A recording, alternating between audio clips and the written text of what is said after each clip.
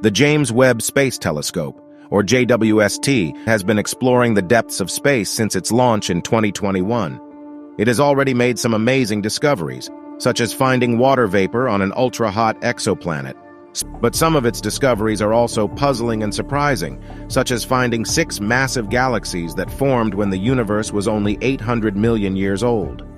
Scientists call these galaxies universe breakers because they break our understanding of how the universe works. What are these galaxies, and what can they teach us about the history of the cosmos? Let's find out.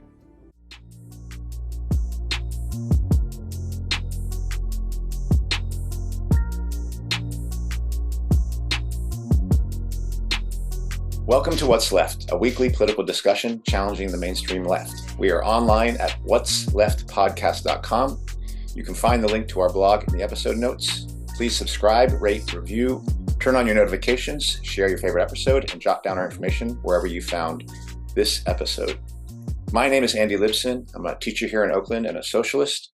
And as you can see today, we don't have Jessica. We don't have Eduardo.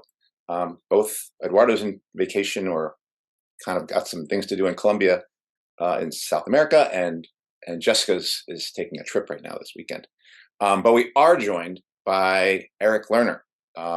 People who've been with our channel for a while may recognize him from an episode we had back, 2 episodes back in July 2022 or 2020, where he talked about the Big Bang never happened, plasma fusion, energy, and also his thoughts about how the universe is really constructed and how that's connected to his work as chief scientist at LPP Fusion.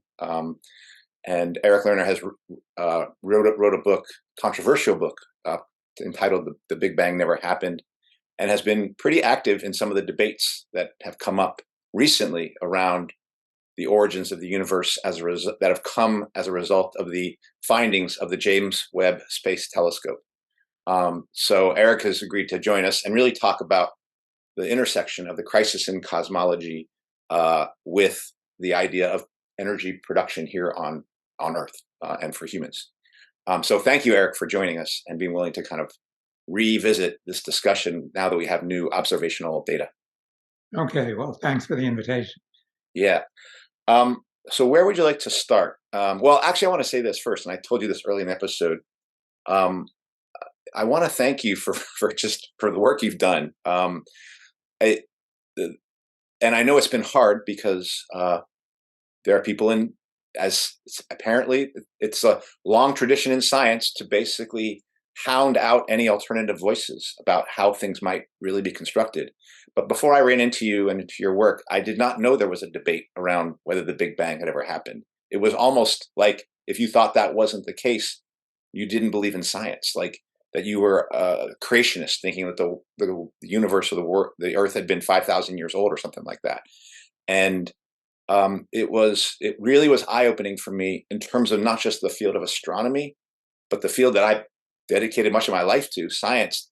It has impacted how I've seen the entire field. So I really feel like the work that you have done, Wallace Thornhill, Hannes Alfvén, people I've started to become familiar, I'm probably mispronouncing, you'll get them right, I'm becoming more familiar with that really have struggled in anonymity, at least I never heard about them, but have really held the line on, no, this is something that this is something we believe, and we're going to fight for these views because we actually think they're valid, and fighting for the space for discussion within science. And I did not realize that science had become such a kind of oligarchic clique. I knew about those problems, but I didn't realize how deep those problems penetrated. So I want to thank you for doing the work you've done and for being willing to share that and fight for those ideas, but also really coming here on What's Left and sharing those ideas with us.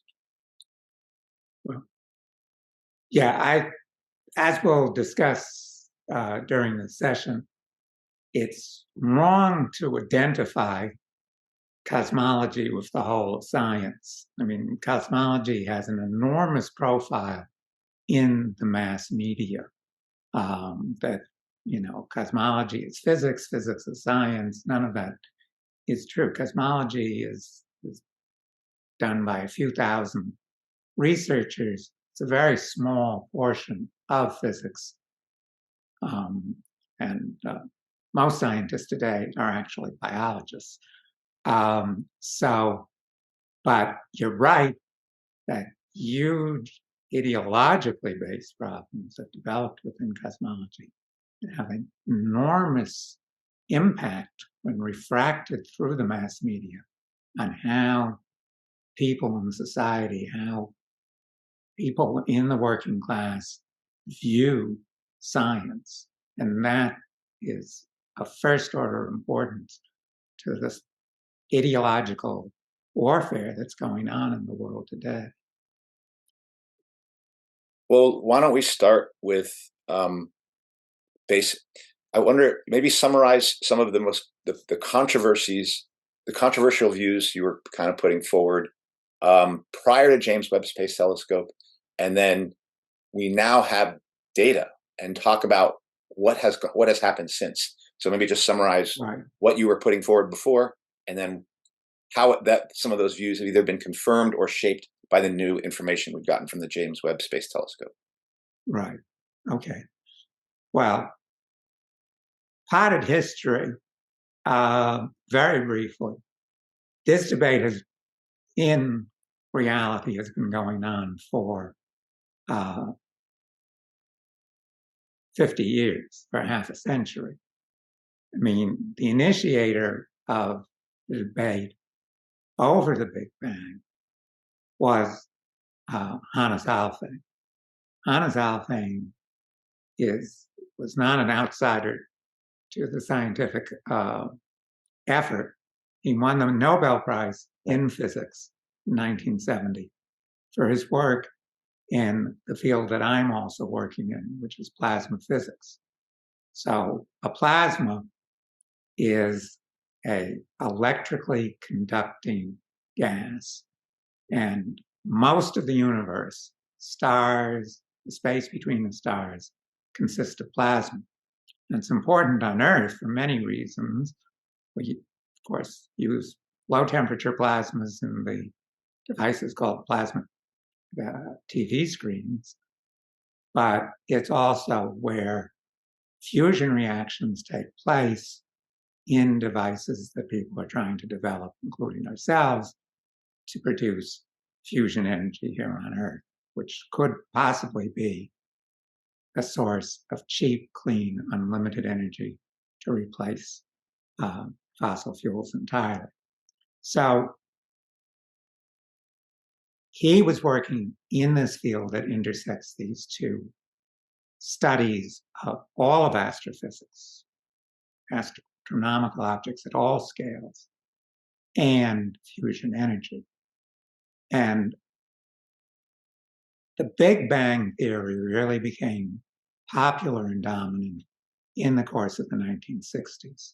So very soon thereafter, Alfvén started to criticize it from a number of standpoints, especially from the standpoint that its predictions did not correspond to observations, but also from an important methodological standpoint, which I'll get into more, is that it wasn't the way the scientific enterprise should work. It was basically an attempt to impose a mathematically disguised ideological standpoint on the universe, to basically say how the universe should be. Sort of a quasi-religious standpoint, not to observe how the universe actually is. So again, just to hurry the introduction, I got involved in the field in the following decade, in the 1980s. I got to know Dr. Alfvén and was enormously influenced by his writings and his guidance. And I sort of became well known in the field when I published, when Vanguard imprinted, published my book, The Big Bang Never Happened, in 91. Dr. Alfvén died in 1994, so I sort of became the public face of this debate. Now, in 2004, we organized an open letter to the scientific community, signed by dozens of scientists, which was published in New Scientist magazine, critiquing the Big Bang and publicly saying that research into the contradictions with the Big Bang should be funded, which it wasn't being funded, which was really crippled this debate. In the period 2019 to 2020, the accumulation of evidence from the Hubble Space Telescope especially, and from other instruments, was increasing the gap between the predictions of the Big Bang hypothesis and observations, to the point that it couldn't be ignored. While they were still ignoring the alternative viewpoint that the Big Bang never happened and that the theory was wrong, they did recognize that there was something wrong. And cosmologists started to use the term that we had been using for more than a decade, which is the crisis in cosmology. And you started to see that term multiply very much within the mass media. So that's what was happening when we talked back in 2020. The crisis in cosmology had become widely acknowledged, but the alternative is still not being openly debated. Now, this didn't mean that we were unable to publish at all. We were able, I and my colleagues were able to publish contradictory information, which we were able to say, this contradicts this prediction, this contradicts that prediction. What we weren't able to publish, and we still haven't been able to publish in the biggest magazines, is the basic concept that this indicates that the entire concept is invalid. I've made the analogy to the famous tale, The Emperor's New Clothes, that the situation is like, it's okay to say, gee, I can see the emperor's elbow through his clothes. I can see, the emperor's knee. I can see the emperor's rear end. But if you say the emperor isn't wearing any clothes, then you're stupid or unfit for your job. So that's the situation that had developed. Now, last year, just about this time of year, in August, we had two simultaneous developments. One was the new giant telescope, James Webb Space Telescope, JWST, started returning data that was in, again, complete contradiction to the predictions that had been made. It was completely consistent with the alternative prediction that there was no Big Bang and the universe is not expanding.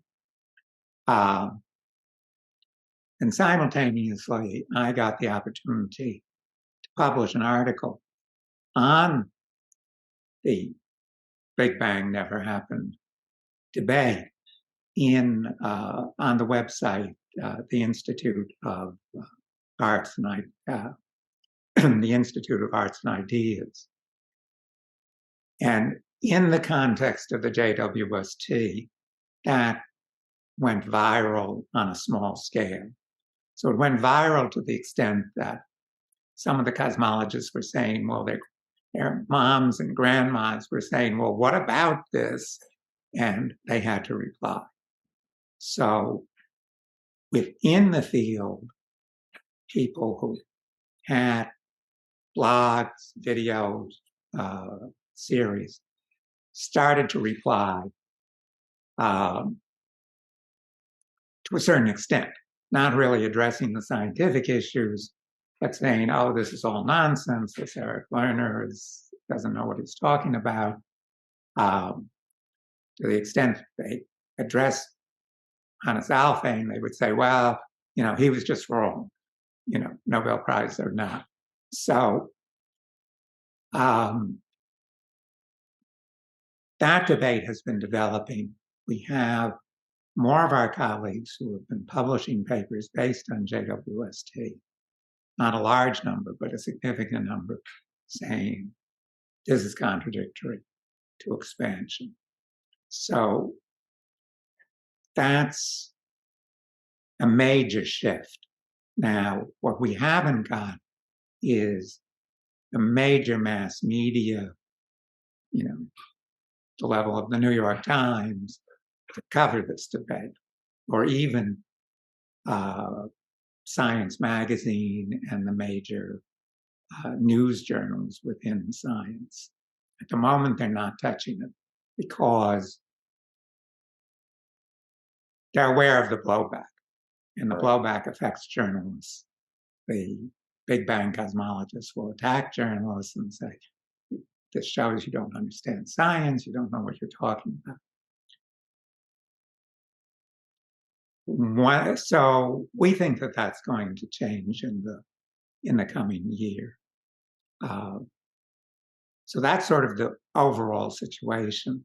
So maybe we should get into some of the reasons why the new data is contradicting the Big Bang. Is that? Yeah, that's what I was going to say. Yeah.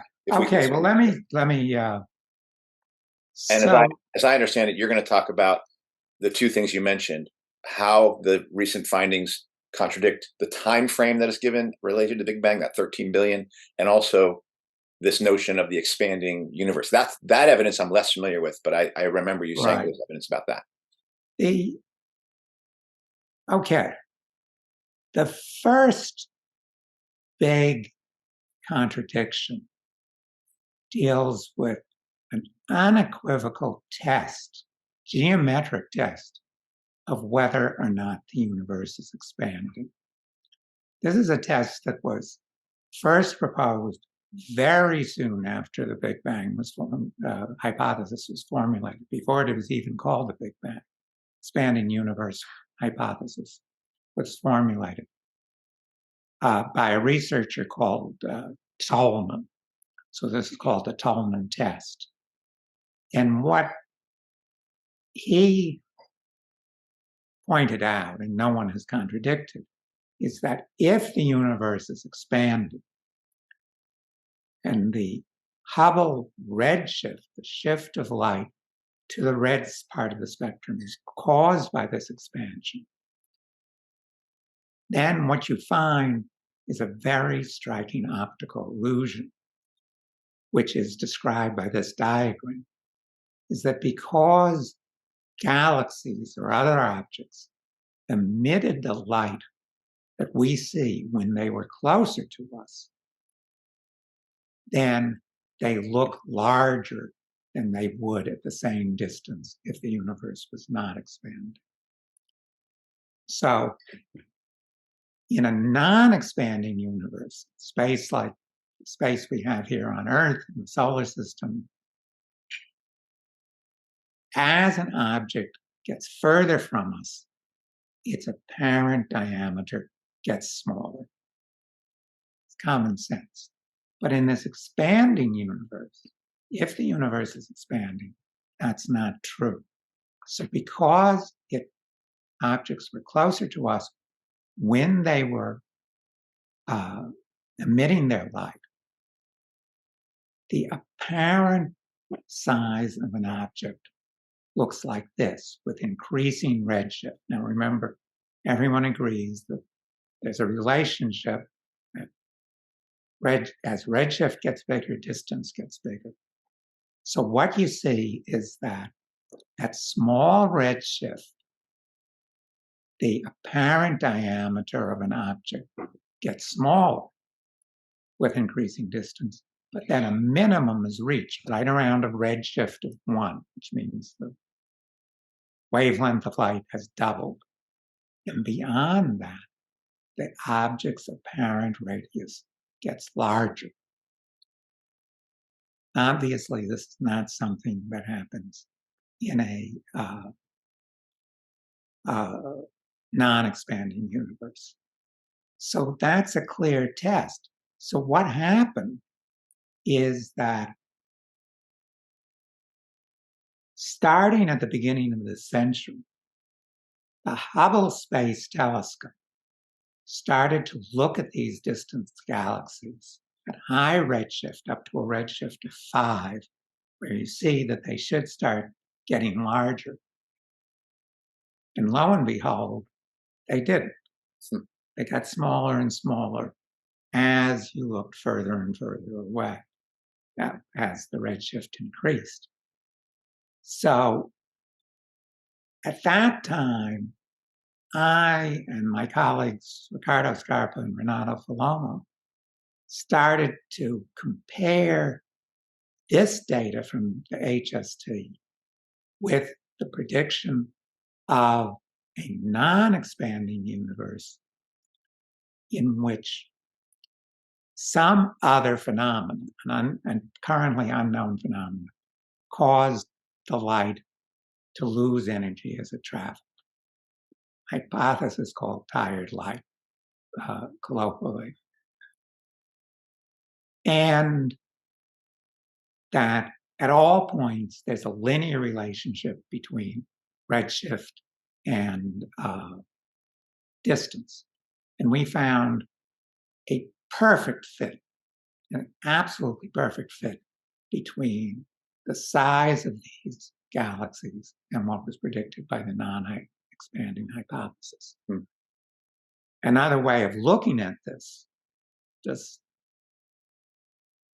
physically and mathematically the same, is surface brightness. The surface brightness of an object is you divide its apparent luminosity, how bright it seems, by its apparent size on the sky.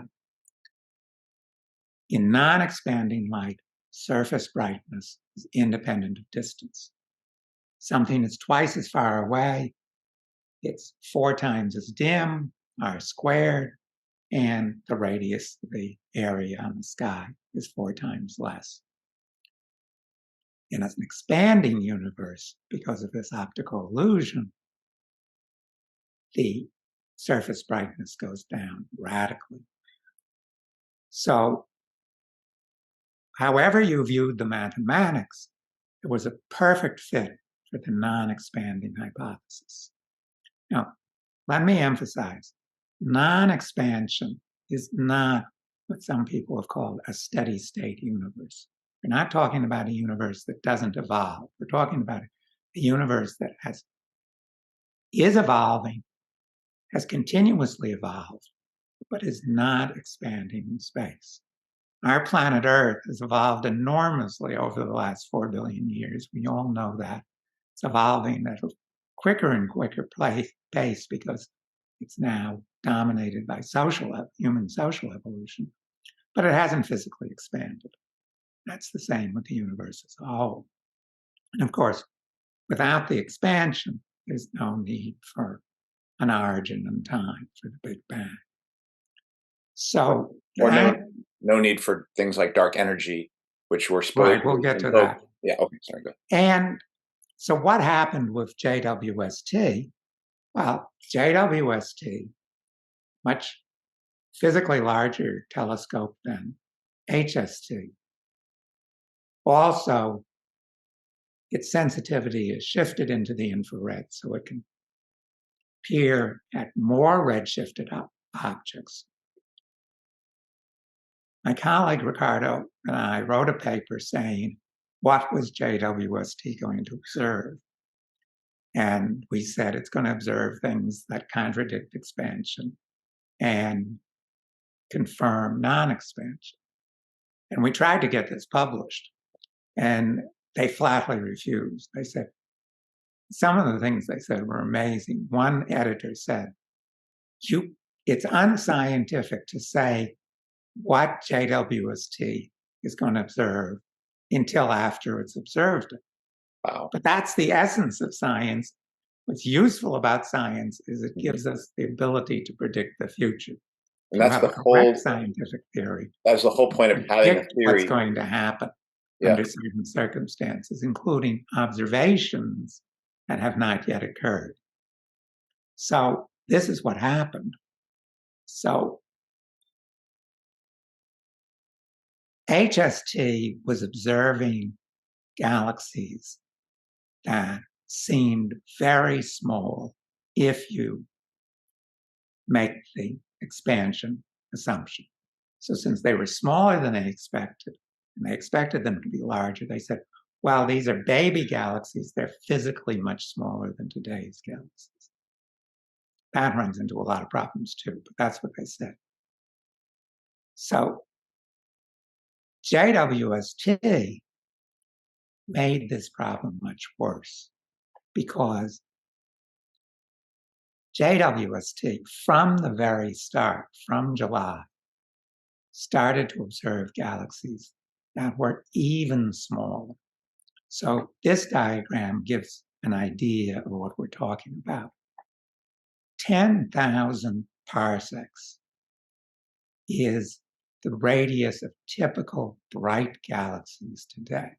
So our own Milky Way galaxy that we live in, we can see in a dark sky, that's 15,000 parsecs in radius. A parsec is 3 light years. It's an astronomical unit.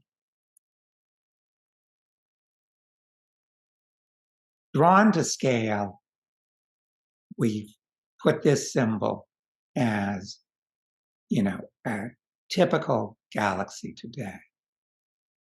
If the universe is not expanding, the size of galaxies, and these are bright galaxies all selected to have roughly equal brightness. HST was observing galaxies that are about the same size as the Milky Way. JWST was doing the same. Now, this is a little out of date.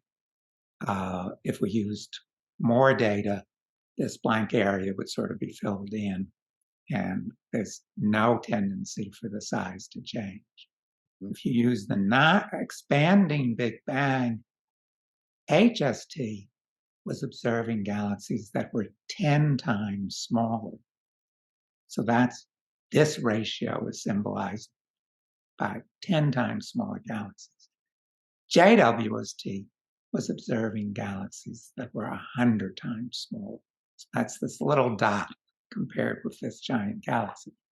But independently from the amount of light we were receiving, you can estimate, there are various ways, I'll get into that, various ways of estimating the mass.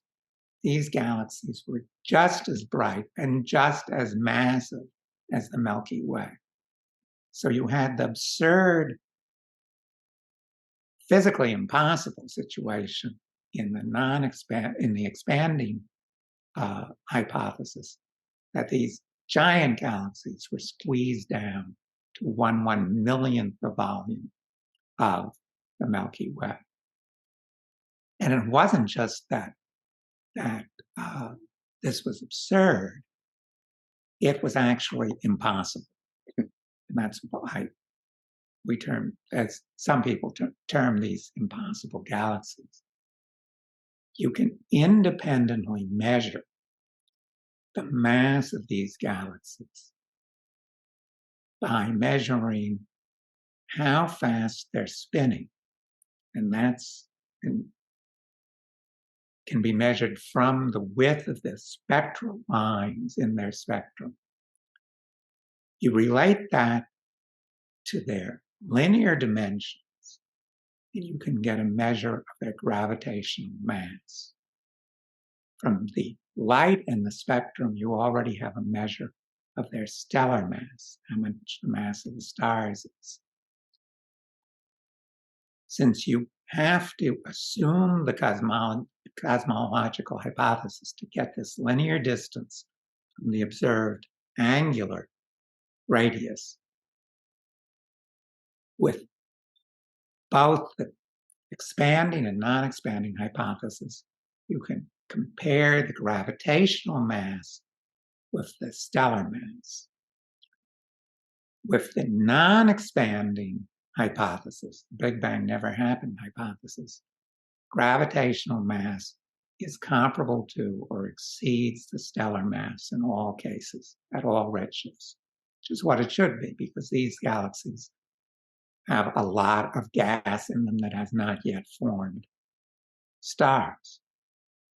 But with the expanding Big Bang hypothesis, you get a total contradiction.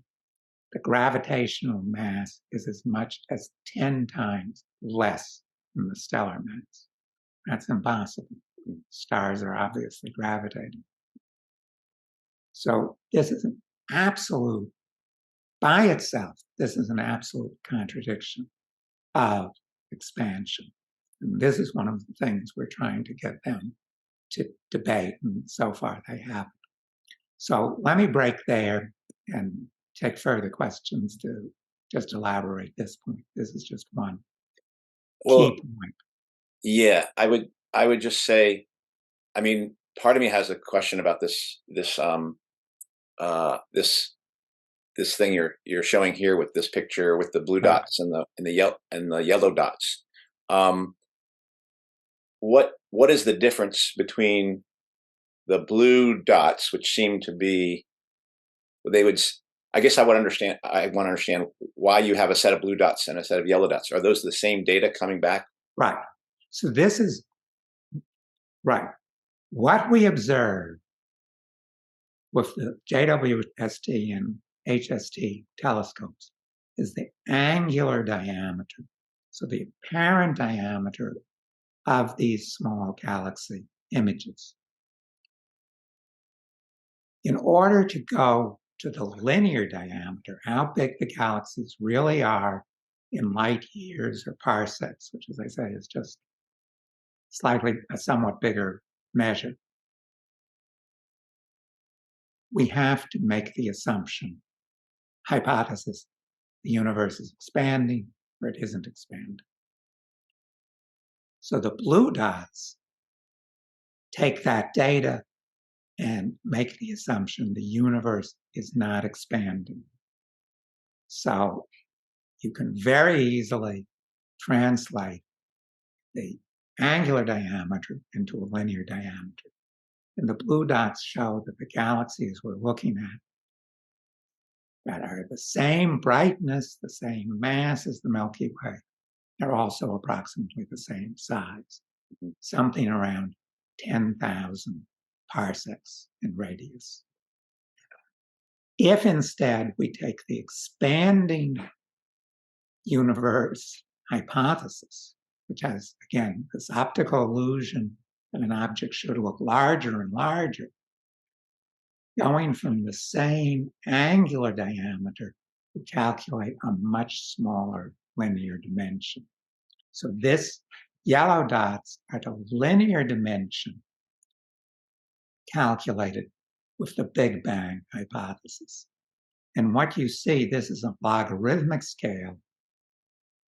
And what you see is that with that Big Bang hypothesis, you get tinier and tinier galaxies. And even though they say, well, these are baby galaxies, so of course they're small, they're not babies. They're fully grown galaxies with the mass and luminosity of the Milky Way, which is a lot.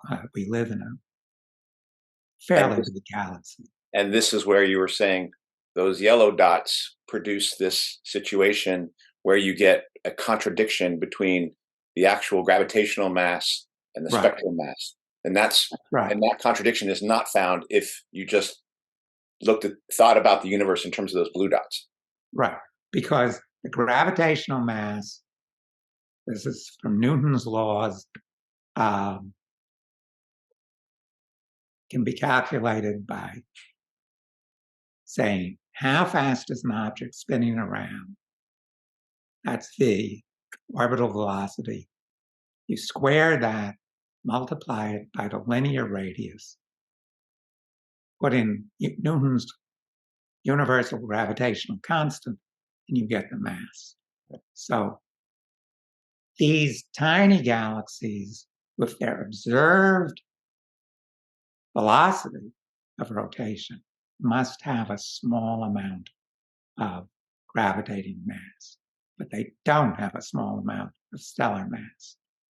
And maybe this is the next step, unless you're going to invent a new form of dark matter that has negative mass, which would completely contradict general relativity, you're not going to resolve this contradiction. Right. And just to clarify that the theory about an expanding universe was this idea based on the interpretation that the entire basis of redshifted light that we're seeing from them is due to the fact that these things that are from which we're receiving light are actually accelerating away from us. And it basically said that all the different parts of the universe are not just in motion, but everything's accelerating from everything else, getting like picking up speed. And on that basis, that it's not the acceleration that causes in their model. It's simply the expansion that causes the redshift. Okay. Now, if we look at it historically, that was a controversial idea. Hubble discovered the correlation between redshift and distance. He did not believe, and he never changed this concept during his lifetime. He did not believe that this was due to expansion. He wasn't sure what it was due to, but he didn't think it was due to expansion. And what happened was that the expansion idea was developed by Abbé Lemaitre, basically said, if you take general relativity and, very important, and you assume the universe is homogeneous at the largest scale, so there's no structure to it at the largest scale, then mathematically you should get either expansion or contraction. And observationally, it must be expansion. Now, people slough over this big assumption, and they say, oh, if you have general relativity, you have to believe in the Big Bang. No, you have to have the assumption the universe has no structure at the largest scale. The interesting thing about that assumption is it was purely ideological.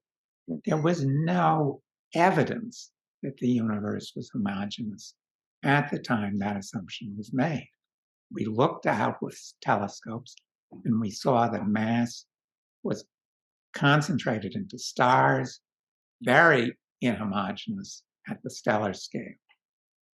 It was concentrated at the next scale into galaxies.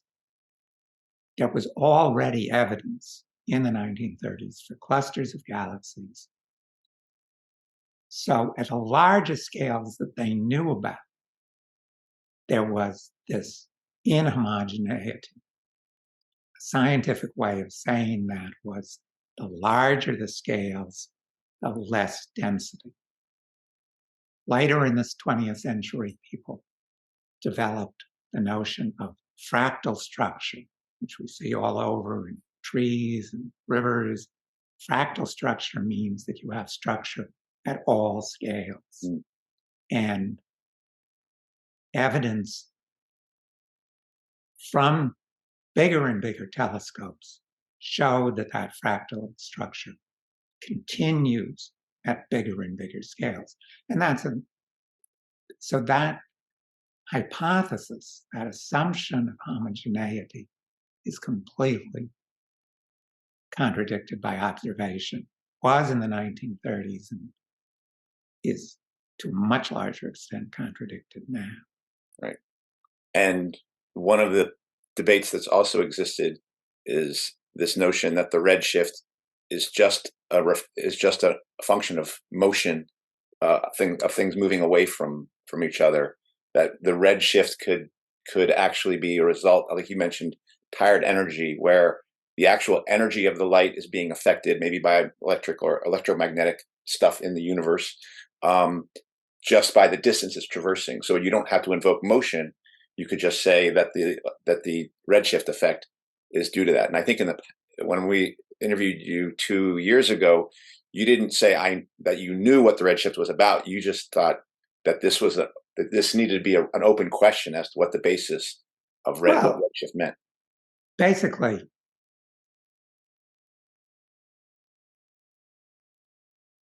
the universe is either expanding or it isn't. There's no intermediate case. Since the observations, and we'll get into some others briefly, clearly show that it is not expanding, then the redshift has to be a function of something that happens to light as it travels. Now, because there is so little matter in density of matter in space, there is no known phenomenon from electromagnetism that would cause the redshift as we understand it. So this is an unknown phenomenon that would have to be studied. It's a new modification of electromagnetism. Fortunately, we could study it. We have instruments that, when placed on spacecraft, could study this at distances we can easily achieve within the solar system. Instruments even placed 5 million kilometers apart at the sort of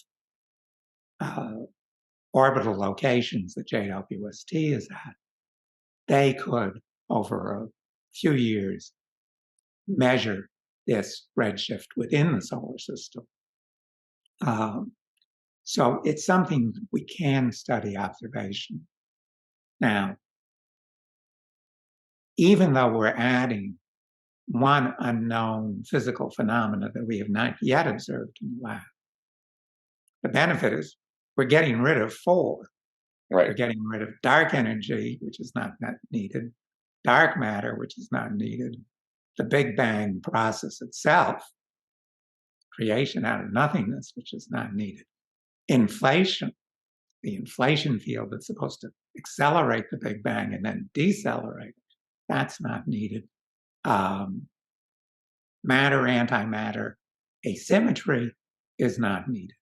So we get rid of 5 unknown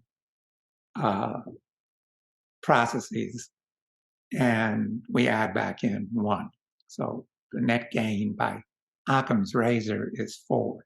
So that's why the non-expanding also needs a lot less new hypotheses. Right. It only needs, in fact, 1.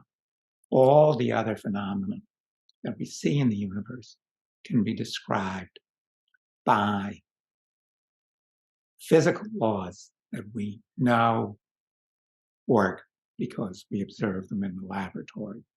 Right. I just want to go briefly into the other big piece of evidence that JWST is developing, which is, and I really want to do this briefly because I want to get into the fusion connection, is when we look at these galaxies, we can see their spectrum, their distribution of light. People know how stars evolve. And big stars, more massive stars, are brighter, bluer, and they have very short lives. As you get less and less massive, you get stars that are less hot, so their colors shift towards the redder end of the spectrum. This isn't a redshift, this is an actual change in color. So our sun, which is a medium to small star, it has the peak of its spectrum in the green part of the spectrum.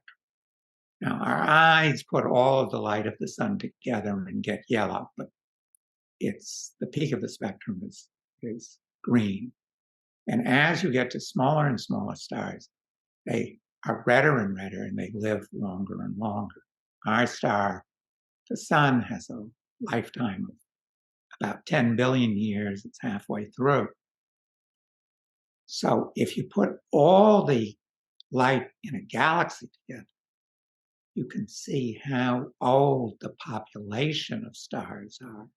The population of stars is very young, and it's going to be very blue because it's going to be dominated by these hot, very bright, very blue stars that don't last very long. As the population ages, it gets just like our appearance changes. We age, the galaxies start to get less blue, more yellow, more red. So we can do that with the JWST data. And what we see is that galaxies that in the Big Bang hypothesis are being observed at a time that's supposedly only a few 100 million years after the Big Bang, have apparent ages of 2 or 3 billion years. So they're much older than the Big Bang. And other people have published papers saying this. It's not just myself and my colleagues. Of course, they've said, well, let's get more data. Let's get better spectra. Let's check this out. Because they, again, don't want to say the emperor is naked. And their paper wouldn't be published under present conditions if they did. But this is, again, a huge contradiction. And pro-Big Bang people have said, well, this is like going to a place where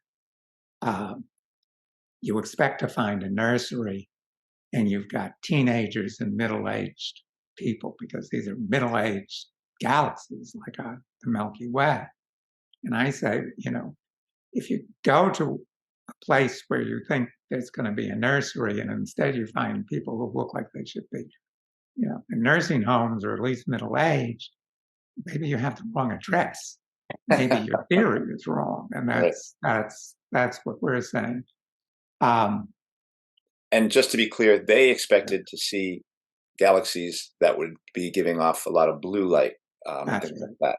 And it just wasn't anything like that. You do see galaxies that are young, but you also see galaxies that are not young. And, Oh, I'm sorry. And one last thing. What they would have expected is more of the galaxies, as we look back in time, would have tended with like a higher concentration of those galaxies would have been blue compared to, say, green or yellow or red. Is that the kind of prediction one would make? No, they would predict no green or yellow or red because they wouldn't have time to age that much.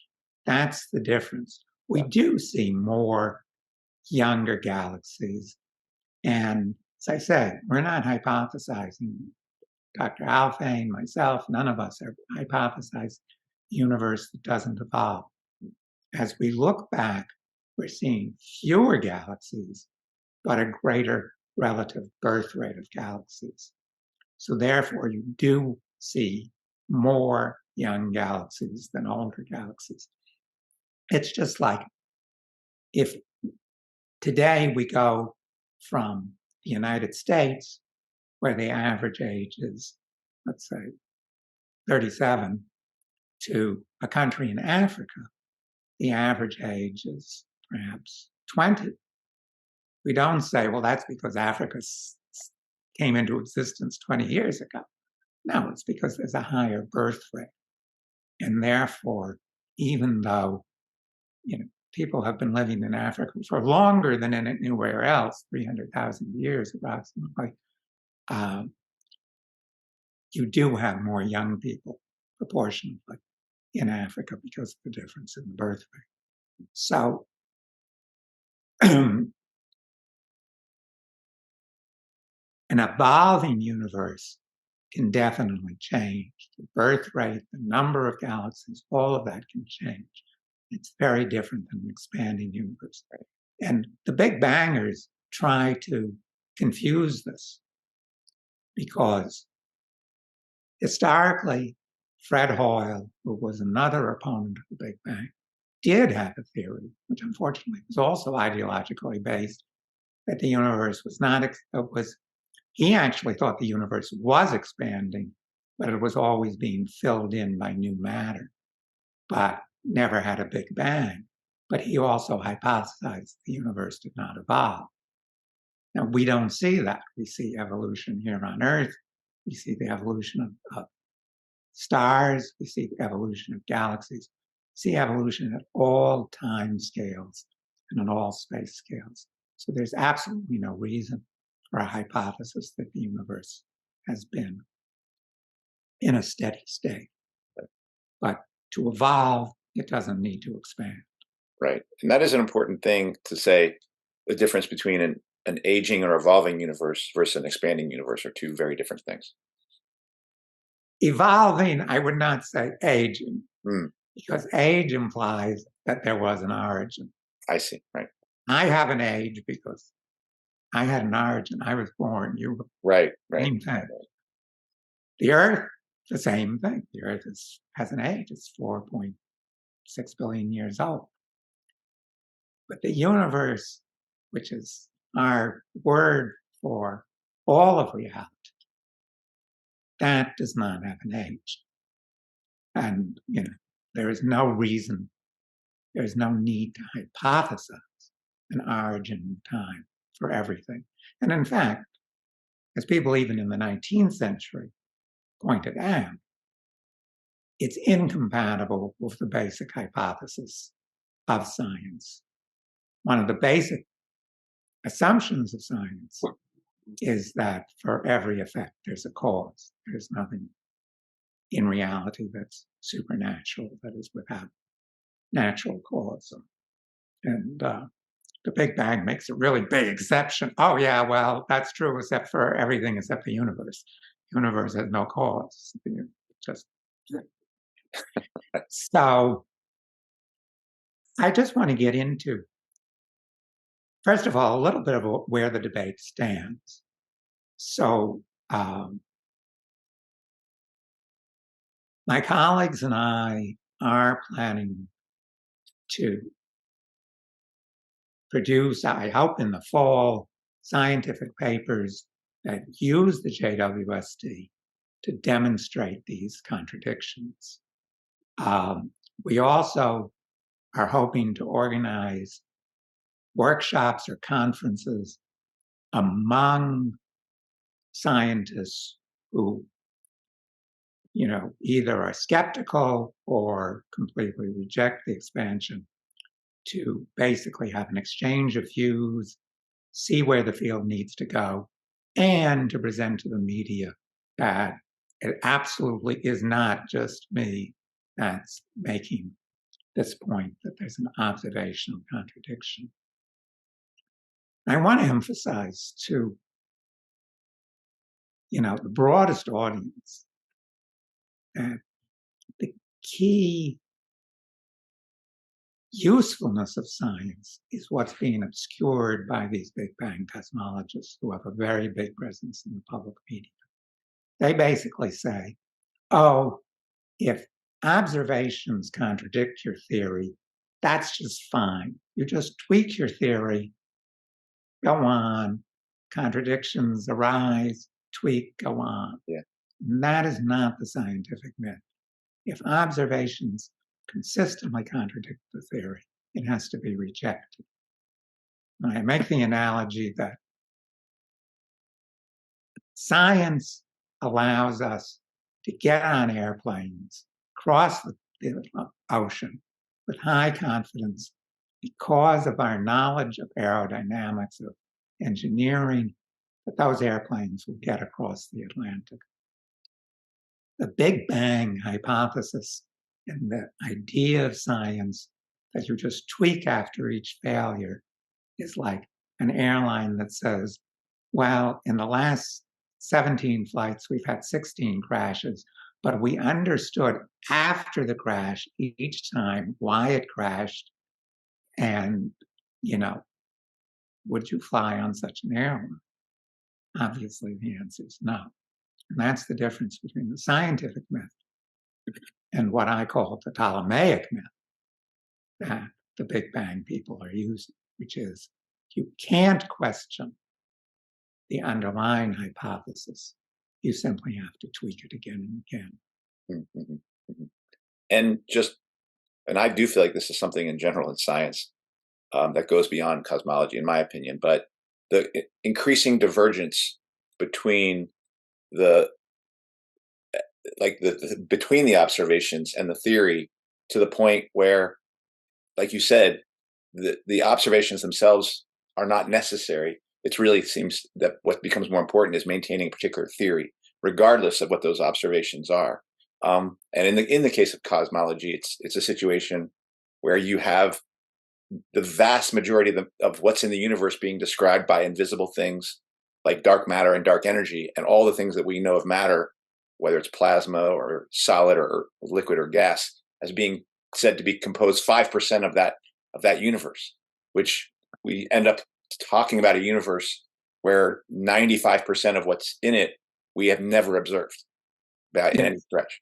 And I think this gets into the importance of this whole situation in cosmology for the broader society. Because even though cosmology is a very small fraction of the scientific enterprise, it's a very large fraction of the mass media's reporting on science. And it's a very large fraction of what ordinary people think of as science. I mean, one of the most famous scientists of the last decades is the late Stephen Hawking. Stephen Hawking was a cosmologist. Hawking's work was purely mathematical. Hawking had the honesty to say modestly, well, actually, there has been in my lifetime no observational evidence for the correctness of any of my theories. Now, he said that, but the mass media never took up on that. Here was this, great scientist having Newton's position at Cambridge and so on. Was it Oxford? I forget.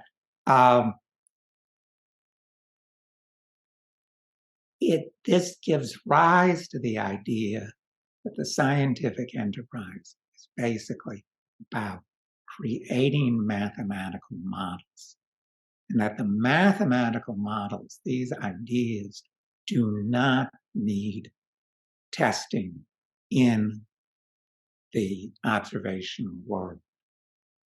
So this undermines the whole notion of science in the popular mind and the validity of science. I mean, if it is true that you don't need to test your hypotheses, then of course people will say, well, why should I believe the scientist who says this vaccine is going to prevent COVID? And back in the 1980s, Alfvén wrote about the ideological consequences of the development of the idea that science can only be understood by, as he put it, people who could think in 10 dimensions, and that science was this incomprehensible realm of a priesthood. And he said this is an anti-intellectual factor, perhaps of the first magnitude. And I think that's absolutely true, that the development in the public mind of the idea that science is to be believed but not understood leads to a blurring of the ideas of science and completely irrational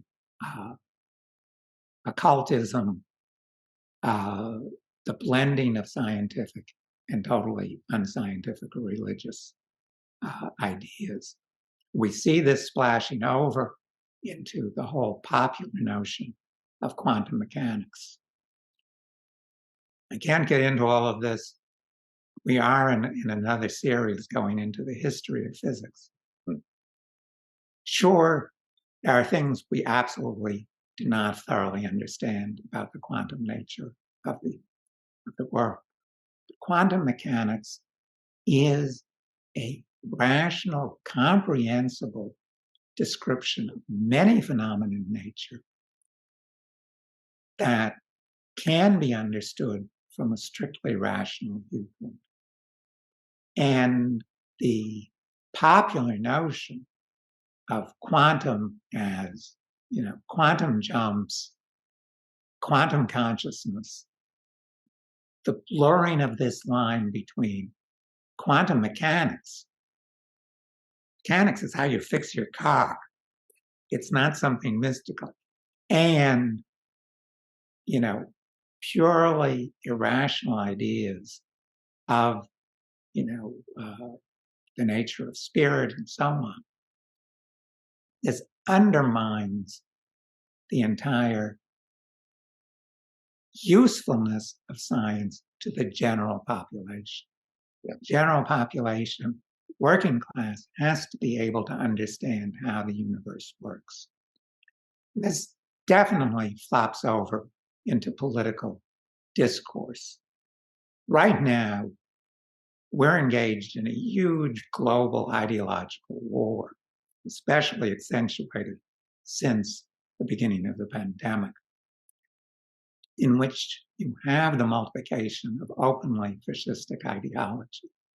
Fascism is the ideology of despair, of the idea that human society cannot be changed for the better for everyone, and therefore it becomes, a battle of all against all, and the devil take the hindmost, and that you have to align with your group and destroy the other groups. And that has everything to do with a general view of the universe as, which the Big Bang encourages, as this devolving, aging universe that started from this enormous explosion and has been running down ever since to a heat death. And, you may say, well, it's a huge jump between what's going to happen billions of years in the future and what's happening here and now. But it's not. It's a question of whether there's hope for the future, whether we live in an evolving universe and actually whose evolution is speeding up, especially here on Earth, which is the place we know the best, or a running down universe. I pointed out recently in one of my presentations that if you look into the writings of Adolf Hitler in Mein Kampf, he uses cosmological scientific arguments that were common from the day, the heat death of the universe, by saying that the Earth is finite, that its resources are being exhausted, and that therefore only the strongest will survive by destroying the weakness and by seizing their fraction of the resources. And he explicitly makes this idea that fascism is only imitating nature, and nature is the battle of all against all for a limited and decreasing number of resources. So this is a great oversimplification, but on the ideological level, the battle between the idea of a universe that is, as I say, running up, not running down, has everything to do with the question of whether we here on Earth can make changes in our society that makes things better for everyone. Obviously, by changing the class structure of society. Yeah, I mean, I certainly agree with you on the notion of the need for revolution in capitalism. I think for me, what's valuable about the framework and the understanding that comes that's come from your critique of current cosmology is the difference between theory and observation, or nature, or I would say ideas versus reality. And I actually think that it conforms to where I believe the ruling class is trying to take us into world of the metaverse, data collection, AI, which is a world of theory and their theory, and described by laws that they say those laws not only do they not need to be true in many ways, many of those laws are lies, but they're laws created by them, and they want to move us, I do believe, into a world where their lies are essentially the truth, but they diverge from the natural world. And that really is, in many ways, at the center of what's going on in cosmology. Are we going to believe in observations and actual data that we actually can, like, I don't mean data like ones and zeros, but actual things about that we can see in the world? Are we going to say that those we decide, our experience of the world, are going to decide what reality is? Or are we going to allow these theories to describe what reality is? And when they diverge, we're going to say, no, the theory is right, the reality is wrong. I actually believe that is the world where you're being conditioned to believe in. And so that is really, that's how I see what cosmology is doing, as very synonymous with the gaslighting that is occurring on all levels of society. So that's how it kind of plays out for me. Yeah, I mean, there's a quote from Alfvén that I really love and really had a big effect on my own thinking when I read it back in the 80s. Alfvén said, to create a grand cosmical drama leads to myth. To step-by-step substitute knowledge for ignorance in increasing regions of space and time is science. So basically, he's contrasting the idea of the scientific method being generalization from observation. We start from observation, form generalizations, test the predictions of those generalizations against more observations, use that to develop technology, and then start the cycle again with more observations. That scientific method, which goes way back in our history, human history, before the time there were any scientists, is contrasted with the idea of, I'm going to create a beautiful mathematical model of the universe, the theory of everything. And because it's so beautiful, the universe just has to correspond to this model. Einstein said this. He was joking, but unfortunately, it's what people take as seriously his method. When he was asked by a journalist what would have happened, what would have he thought if the famous experiment of the bending of light had not confirmed his theory, he said, I would have felt sorry for dear God, the theory is correct. He was joking. No, right. But cosmologists are not joking. And unfortunately, Dr. Einstein's ambiguity in many of his writings did contribute to this.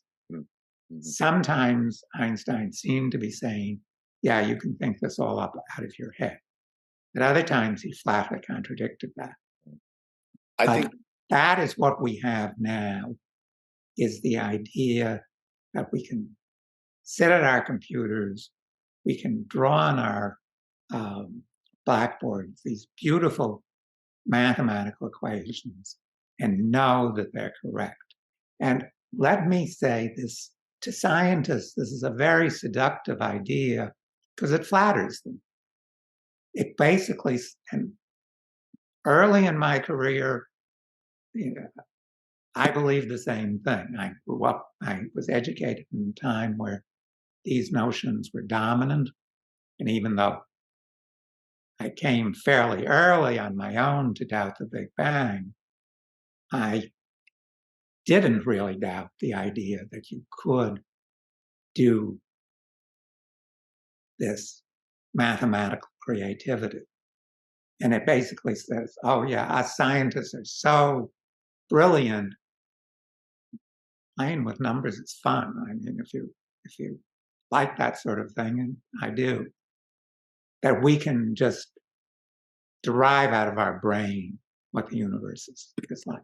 Well, that's not true. and that's not science. And that's what Alfvén, who himself was a socialist, obviously came out of a Marxist tradition, he made a huge point of emphasizing that ideological difference. And we certainly see it in other fields. I mean, since 2008 and the crash, we've heard this less from economists because they're seriously discredited, but you still hear, if you don't believe in these policies that we're promoting, policies of austerity, policies that basically amount to a mass transfer of wealth from the many to the few, then you just don't understand our equations. So there definitely is this transfer of the idea of a priesthood,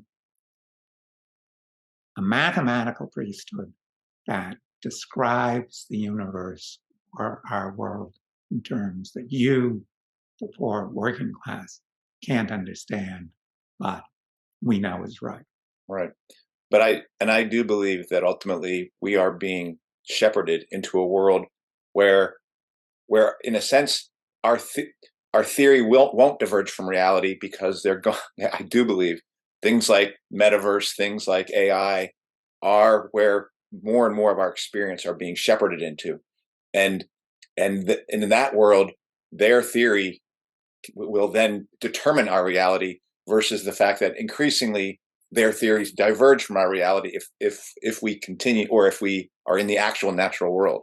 And I do believe that, to me, is really the fight that is being waged right now, which is, are we going to fight for actually a humanity and for a natural world, or are we going to be led into a kind of a digital, techno trap? And the natural world won't ignore us, because, the track that capitalism is putting us on is leading to a new dark age. Yeah. Collapse of population, collapse of living standards, things that since the pandemic, we've unfortunately started to observe in the real world. This is not something. And why not? I mean, so let's transition to the fusion connection. Yeah. Because there was also myself. Yeah, I don't know if you're going to talk about it. There was several months back a recent statement that there had been a breakthrough in fusion. I don't know if this is going to come up in your discussion. Right. Yeah. Well, there's a big connection between cosmology, astrophysics, and fusion, and particularly the work that we're doing at LPP Fusion, which is, in order to attain the conditions to release fusion energy here on Earth, we have to study how plasmas exist in nature, in the universe. Now, fusion energy is the energy that drives the sun, all the stars. It's the basic energy source in the universe. Here on Earth, you need high temperature, high density to get the fusion reactions to occur before the plasma blows itself apart. Most of our colleagues in fusion look at the natural instabilities, the natural wiggliness of plasma, and they say, well, as good engineers, we have to get the plasma to be stable, to behave, sit like a good dog. And that's very, very difficult, because in nature, plasmas are naturally unstable. And this is at all scales.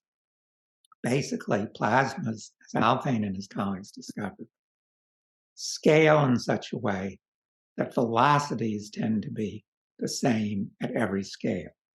That means that time scales like distance.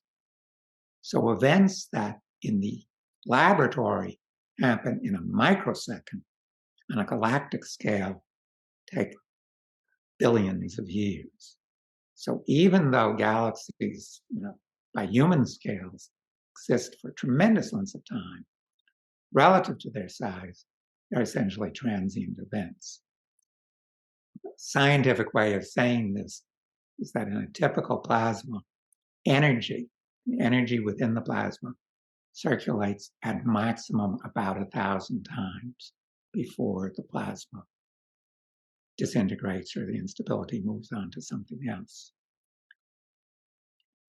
One of the basic instabilities we study is the filamentation instability, where currents moving in the same direction through their magnetic fields attract each other and form little vortices or filaments.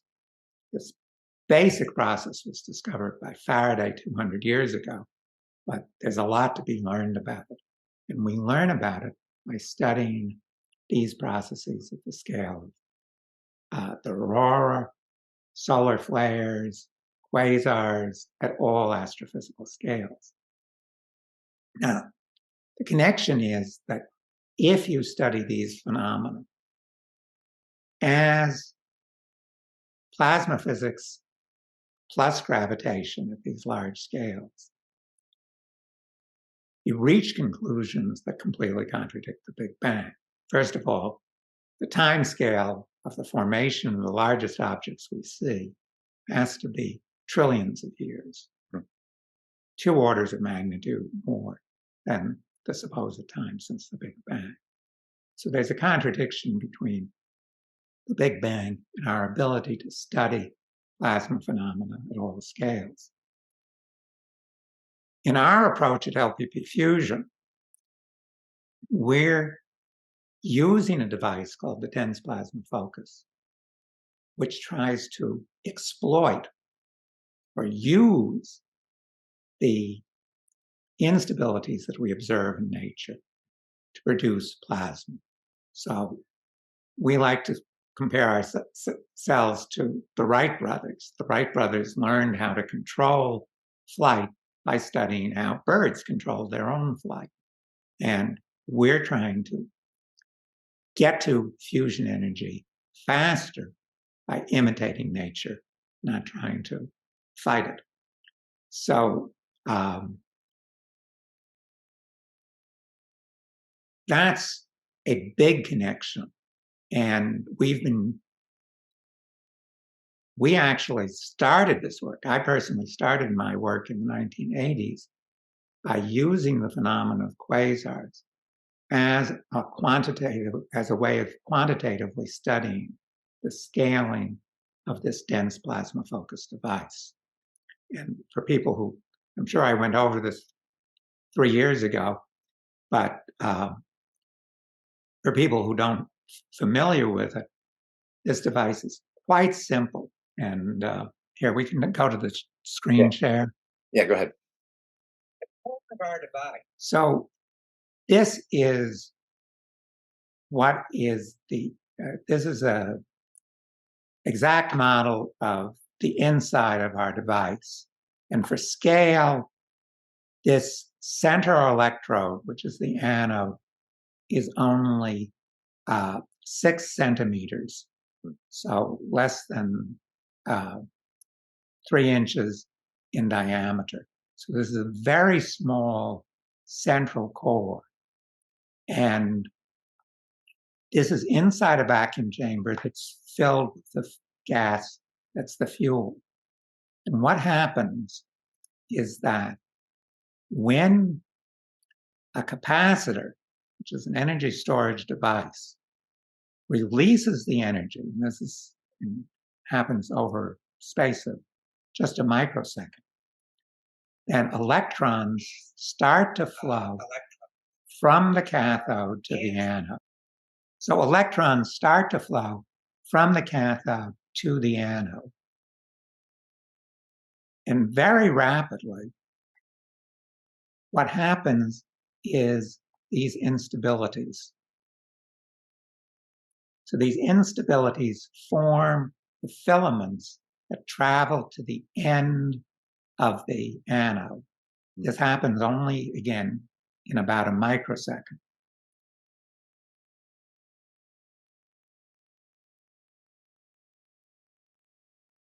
Once they get to the end,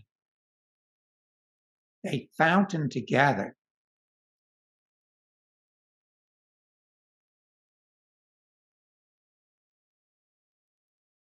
and form a single filament which pinches through these electromagnetic forces and kinks itself up into a plasmoid.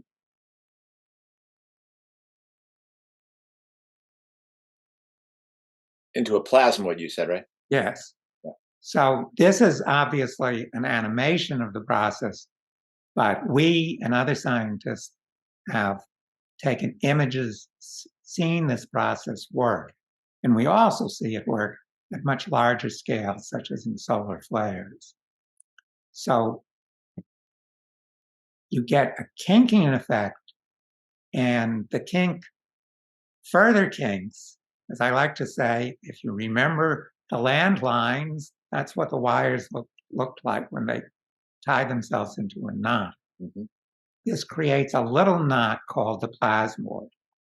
And within that little knot, which compresses itself down to only a few hundred microns, a fraction of a millimeter, you get the very high temperatures needed to push the nuclei together and to have fusion reactions. And we've achieved and published in peer-reviewed journals temperatures up to 2.5 billion degrees. That's 200 times temperature at the center of our sun. So that's basically how the device produces energy. So the great advantage of this is, first of all, it's a very compact device. It's a very simple to build device. We built the device starting in 2009 for about $500,000.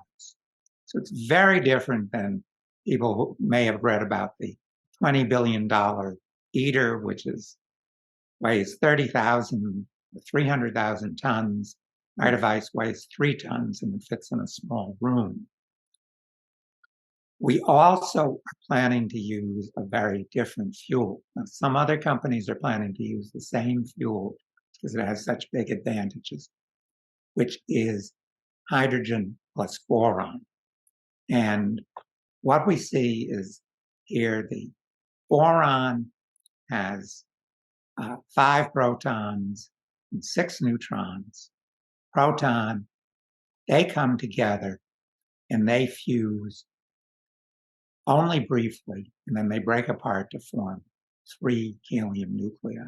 The important thing about this reaction is that there are no neutrons produced. Neutrons are what produce radioactive waste. Also, they're very destructive of metals, so you can't build a very small, powerful device if you're producing neutrons. And the third point, and this is the most important, because the energy from the PB11 reaction goes purely into the motion of charged particles, and the motion of charged particles is electricity. You can get electricity in a circuit by direct conversion without going through a heat cycle where you heat up water to produce steam, to drive a generator, to drive a turbine, which is very expensive. So using PB11 fuel can potentially get to electricity generators that are 10 times cheaper than any existing source. We and a number of other companies are using that. But combining this with our dense plasma focused device, we have achieved fusion results that are hundreds of times better than those of any other private company, even though we've only spent about $10 or $11 million on this project. And we are almost, not quite, catching up with comparable results from the biggest government projects like the JET tokamak in the UK. To answer your question about the National Ignition Facility, NIF results. Let me can I stop you on one thing? Because Yeah. you just made a point that I didn't actually know from your last presentation, which is I had assumed when you talked about heat generation from the plasma that, well, once again, it's maybe a cleaner way of generating heat, but again, it would be boiling water, turning a turbine, turning a magnet, producing electricity. But what you told me just now is that this is not really as much about the heat generation as the fusion process, which could then be connected directly to electrical generation. Right. Let me just, one of the beauties of the plasma process in the dense plasma focus is that it produces most of the energy. And this is given to us just by Mother Nature. The plasmoid produces a beam of ions. So ions are this positive nuclei, mostly helium nuclei, that travels in this illustration downward from the center of the device. Now this, of course, is again, an animation of what an actual generator would look like, not our experimental device. But we put the person here for scale. A fusion generator of our design that would produce 5 megawatts of power would be about this size. So 5 megawatts would drive the energy needs, entire energy needs of a small town or a great city in a neighborhood. So what this small device would do is produce most of its energy, about 2/3 of its energy, in the form of a beam. And a beam of charged particles can travel through an inductor, which is a coil of wire or a somewhat more complicated geometry. The changing magnetic field produces an electric current directly in that coil of wire. This is some physics that's been known for 2 centuries. So you get direct conversion into electricity by this method. Second of all, it's very compact, very cheap. Second of all, about 1/3 of the energy comes off as X-rays, an intense pulse of X-rays.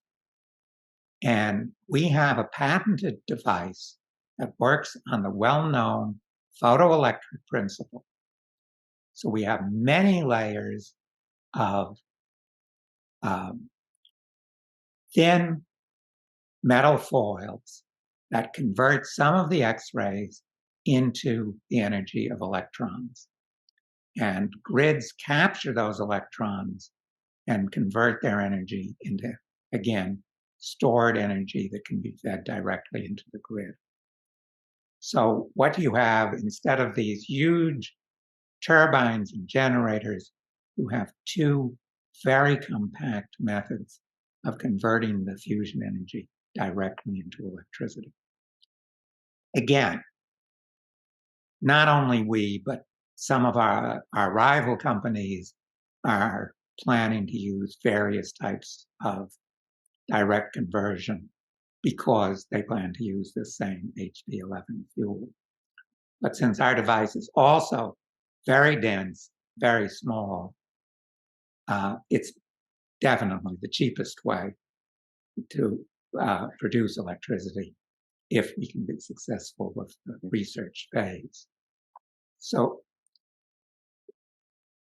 the other thing about having such a small generator, a 5 megawatt generator, is that it can be very decentralized power. Individual towns can have their own source of power. So regional blackouts, such as the United States has been suffering from, especially since the deregulation at the beginning of the 21st century, they would be a thing of the past because you wouldn't have the centralized generation of power. This would be decentralized power. If you wanted a lot of power to run an aluminum plant or something, You just stack these devices, and these devices would be mass-produced on an assembly line like automobiles. They wouldn't have to be built in place. So that's the general story. Where we are in our research is we are about to start, we hope next month, experimenting with the PV11 fuel. We've been experimenting and we made great progress with pure deuterium, which is easier to experiment with. And we think if everything goes right, we may be able to demonstrate in the laboratory more energy out of the device than goes into it. And that's a good point to compare with NIF. NIF is a giant laser focused on a very tiny pellet. And the main justification of NIF is not fusion energy research. They don't make a secret of this. The main justification of NIF is to simulate thermonuclear weapon explosions without actually exploding them, which is, of course, today prohibited. So what NIF achieved was more fusion energy out of the pellet than they put laser energy into the pellet. That's different than net energy into the device. They put 100 times more energy into running the laser than they got out as fusion. So that nobody says that this is a route to practical fusion energy. What we are aiming for, and what other people developing fusion energy generators, is to get, as a first step in the laboratory, more energy out of an entire device than you put into it. So that's what people call 100% wall plug efficiency, Q total of 1. There's various names for it. We call it net energy.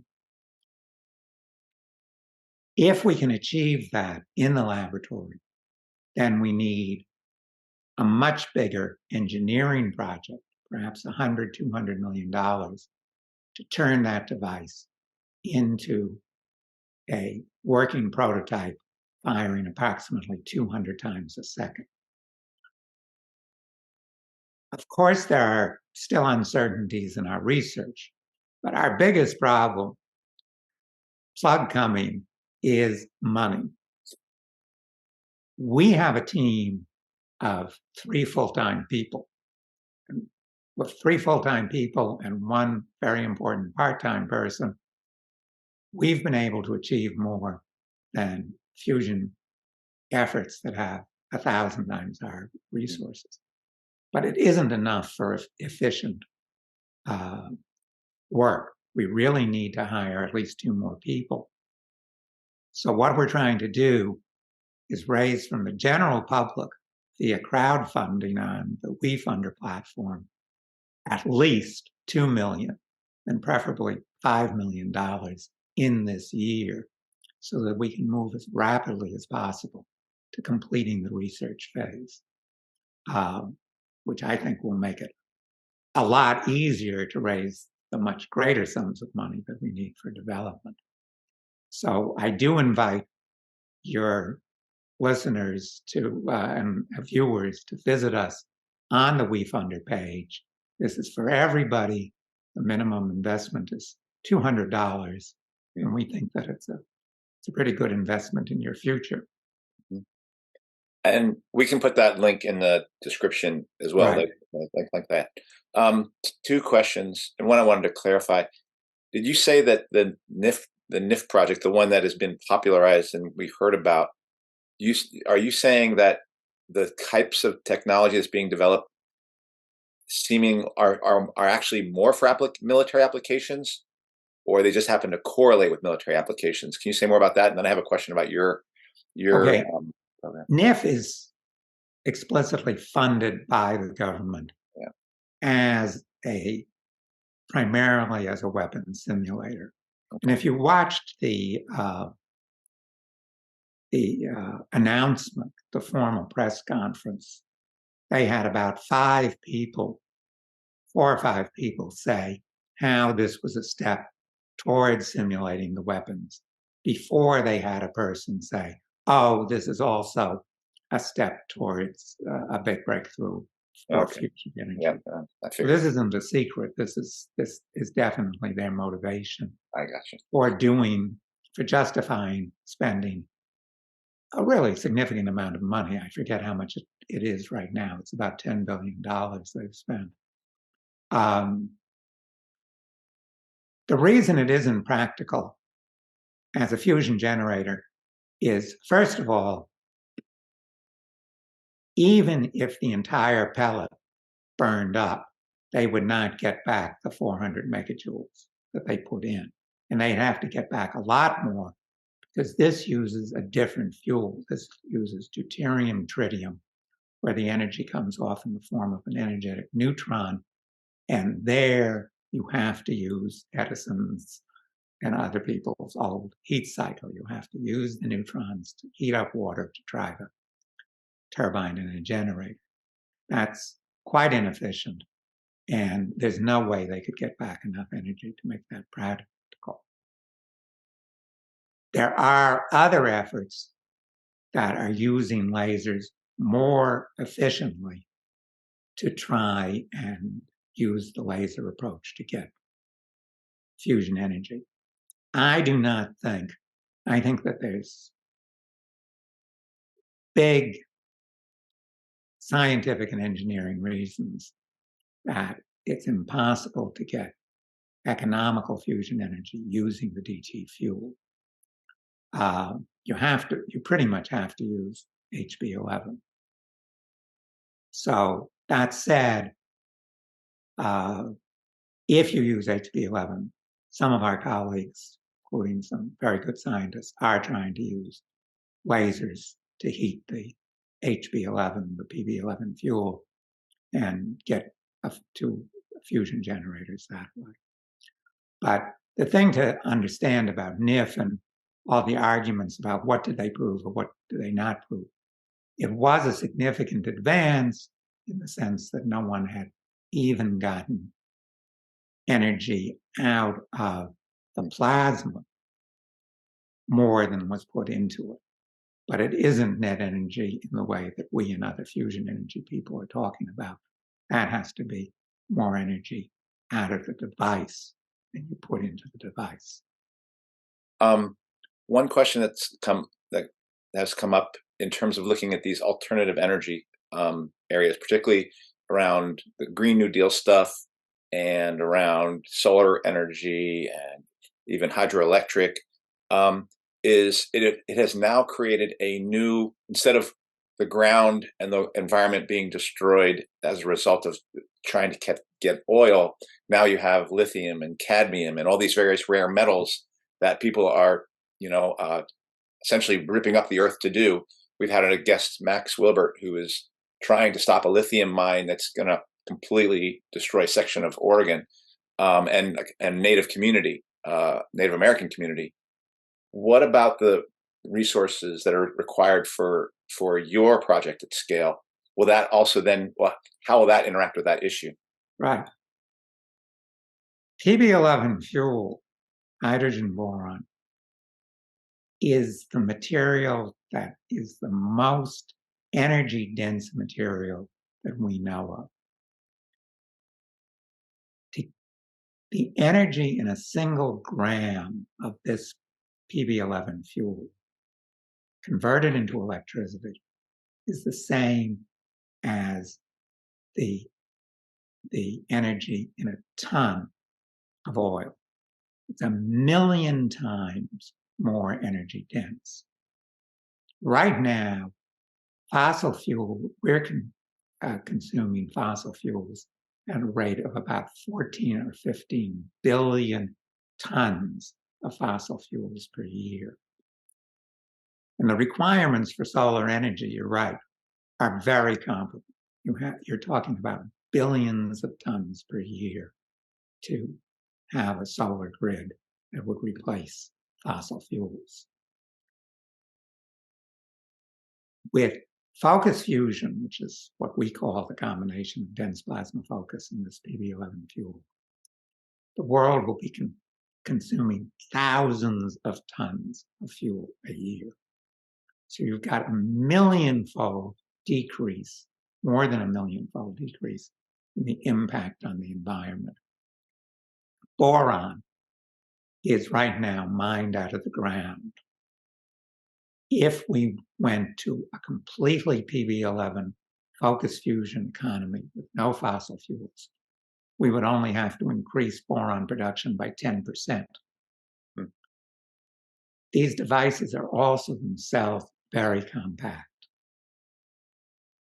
The main ingredient is beryllium for the electrodes. There is so little beryllium produced, 400 tons per year, that we would have to increase production substantially to about 4,000 tons a year. But beryllium is not a rare material. It's about as abundant in the Earth's crust as lead. So we can easily get all of these materials out of the ground and have essentially a millionth the impact of either fossil fuels or solar or wind. That's what we say is the energy density argument. The only way society has advanced is because the energy density of fossil fuels is much greater than that of wood, which has preceded it. The energy density of focus fusion is 1,000,000 times that of fossil fuels. That's why we can get enough energy for everyone to have an ideal standard of living, but at the same time, vastly reduce the impact on the environment.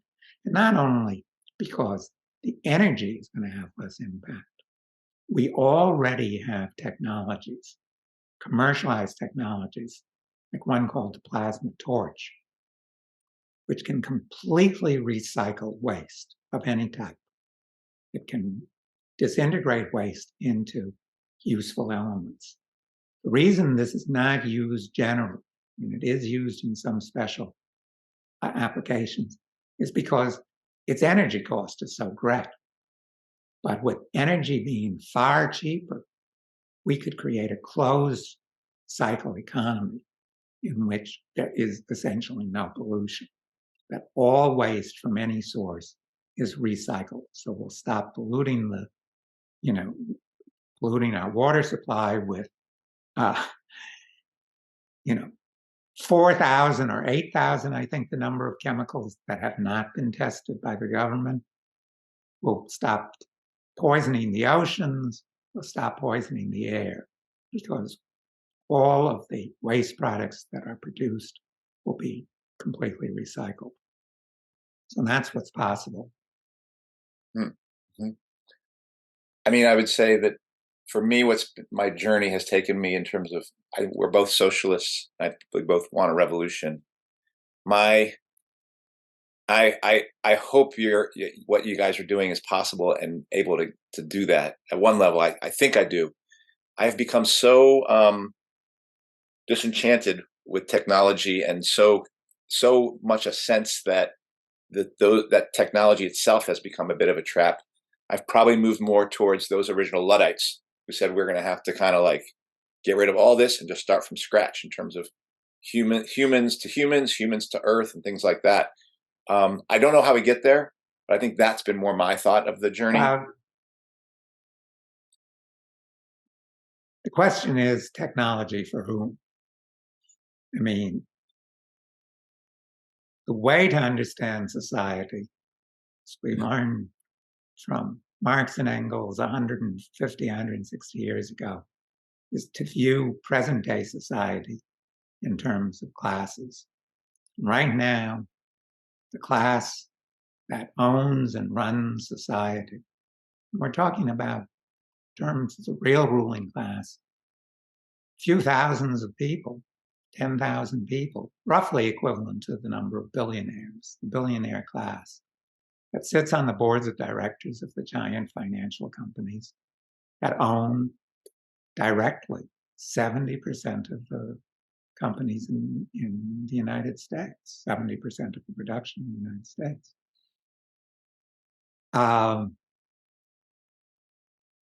Their interests in maintaining a system that has run into its natural limits is completely inimical to ours.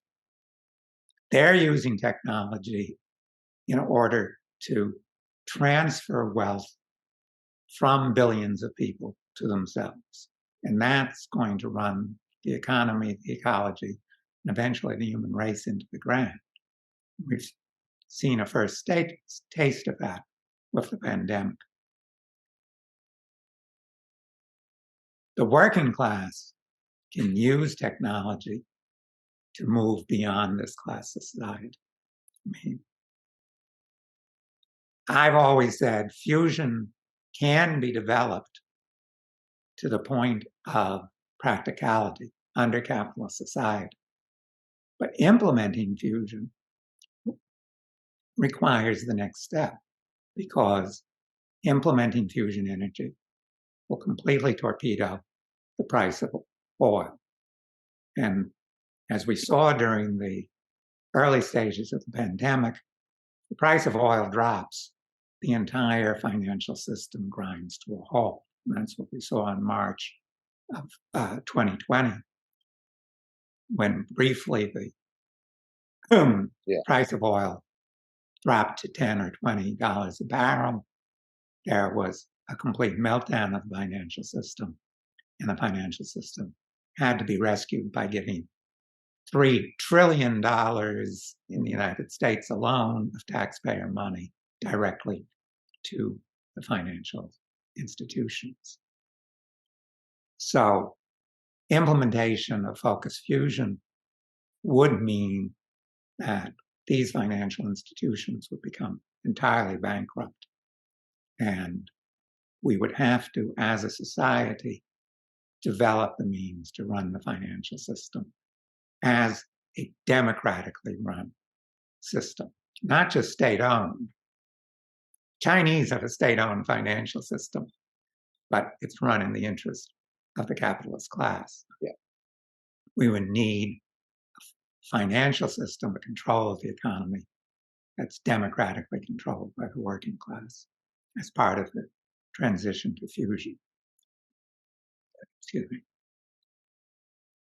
Yeah, I mean, I think I used to have a view of as essentially the tools, the means of production, as essentially a neutral ball controlled by the capitalists, but if the working class could just get hold of it, use it for its own. I mean, that's a common Marxist phrase. I am increasingly developing the notion in my head that the tools themselves are not neutral, that the tools themselves are a function of the system we live in. And I probably do have deeper questions of whether we can utilize them. Certainly on the time scale you're talking about, prior to nuclear war, that seems inevitable if capitalism continues, and seems inevitable quickly, But I do think what I really value is your pursuit in a way that I do agree with, which is reality is about observation and experience. And if my observation and experience don't match my theory, then I'm prepared to change my theory. That I think is an important part of just human intellectual pursuit and humans trying to make sense of their world. And I do believe there's something happening in the world in which that is being consciously diverted and diverging from each other. And so, that's why I really appreciate the work you're doing. And I feel like the exposures you're making of mainstream science, mainstream ideology in doing it. Well, there is definitely a connection between technology and class structure. I mean, a century and a half ago, Marx wrote, given the windmills, you get a feudal lord. Given the steam engine, coal-driven steam engine, you get a capitalist. Given focused fusion, you get socialism. That is basically the updated version. The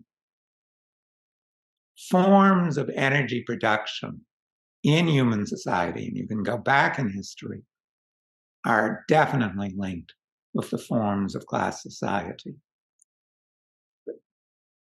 The class society we have, capitalist society as it's existed for 3 centuries, is linked to the development of fossil fuels. That society has reached a historical dead end, and it has to be superseded if humanity is to continue to advance. It has to be superseded by fusion energy on the technological, and by a socialist form, a democratic running of the economy on the social end.